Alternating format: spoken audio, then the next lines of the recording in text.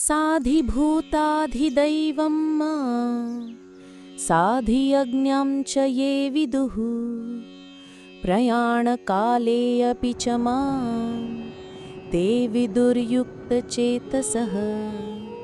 अर्थात जो लोग मुझे अधिभूत, अधिदैव और अधियज्ञ सहित जानते हैं, वे युक्त चित्त वाले पुरुष प्रयाण काल में भी मुझे जानते हैं, अर्थात मुझे भूलते नहीं हैं। यह श्लोक पिछले श्लोक में वर्णित ज्ञान को और आगे बढ़ाता है और भक्ति का सर्वोच्च फल बताता है। 1. ज्ञान की पूर्णता। कृष्ण कहते हैं कि जो भक्त उन्हें जानता है वो उन्हें केवल अकेले नहीं जानता बल्कि इन सिद्धांतों के साथ जानता है। अधिभूत, भौतिक जगत का नियंत्रक। अधिदैव, सभी देवताओं का नियंत्रक जैसे सूर्य, चंद्र। अधियज्ञ, सभी यज्ञों त्याग का भोगता और फलदाता। इन शब्दों का विस्तृत अर्थ कृष्ण 8वें अध्याय में देंगे। इसका सार यह है कि एक सच्चा भक्त भगवान को हर चीज के परम नियंत्रक के रूप में जानता है, भौतिक जगत, देवता और सभी कर्म। 2. भक्त की अवस्था।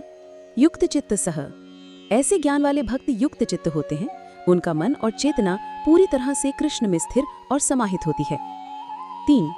सर्वोच्च सिद्धि। प्रयाण काले अपि च माम ते विदुः।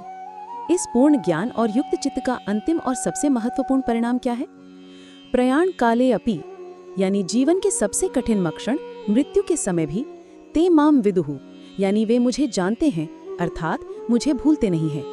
यह भक्ति की सर्वोच्च सफलता है, क्योंकि मृत्यु के समय व्यक्ति की जो चेतना होती है वही उसकी अगली गति का निर्धारण करती है, जैसा कि 8वें अध्याय में बताया जाएगा। इस श्लोक का सार यह है कि जो व्यक्ति जीवन भर कृष्ण को सभी के परम स्रोत और नियंत्रक के रूप में जानता है और अपनी चेतना को उनमें लगाए रखता है, वह मृत्यु के समय भी कृष्ण को भूलता नहीं है। यह निरंतर स्मरण ही उसे जन्म मृत्यु के चक्र से मुक्त करके भगवान के धाम तक ले जाता है। यह श्लोक 8वें अध्याय की भूमिका तैयार करता है, जहाँ मृत्यु के समय स्मरण के विज्ञान पर विस्तार से चर्चा होगी।